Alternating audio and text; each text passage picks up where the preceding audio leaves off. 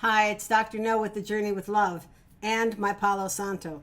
So when someone asks me, what is it that you actually do, Dr. No? I say, well, what do you think I do? And they say, well, you talk about recovery from destructive choices. I know you like to light Palo Santo. I know you like to do spiritual work.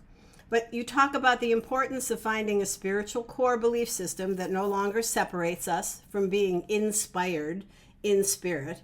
You talk about learning about grief and loss. You talk about protecting recovery so we're not blindsided when loss, change, and grief happens. But that's too much. Haven't you ever heard the phrase, jack of all trades, master of none? Aren't you doing too much? Isn't your work too complicated? This is my belief about that phrase, jack of all trades, master of none. In this world today, we have to master many trades. Specialization in medicine, for example, has taken away the general practitioner. The doctor is discouraged from looking at the whole person. My work for the last 20 years has been in prevention. And prevention means you have to look deeper. You have to look at the whole story. Imagine this. Imagine an educator, a doctor, and a psychiatrist. And no, this is not a joke. Picture an educator, a doctor, and a psychiatrist sitting on the edge of a shore at the base of a turbulent river that's fast flowing as it winds its way down the hillside. As these three are enjoying their picnic, they suddenly hear someone yelling for help.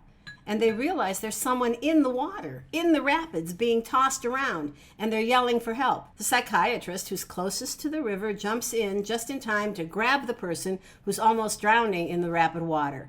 And they begin to pull them to the edge of the shore, and just then they hear more people. They hear more voices screaming for help. The doctor jumps up, jumps into the river to help the psychiatrist pull as many of the people that are in the water out.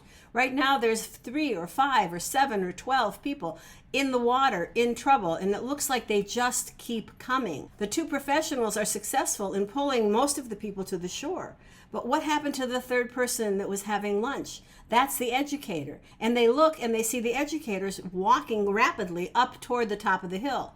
They yell at them and they say, what are you doing? What are you doing? Come down here and help. There's too many people in the water. You need to get in here and help save people. The educator, now almost running up the hill, yells back, you keep pulling them out. I'm going to the top of the hill to see who's throwing them in. So I answer the question, what's my work about?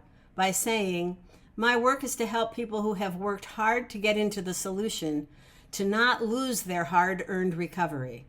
I want to help those people not get thrown into shock, not to go back to the example of being in the river and they end up hopeful that someone will save them from the rapid current. And guess where we find the recipe that protects us in recovery from destructive choices, and recovery from spiritual bankruptcy, and recovery from the overwhelming sense of hopelessness when grief comes and kicks us off balance to the point that we actually believe we cannot get up and join life again.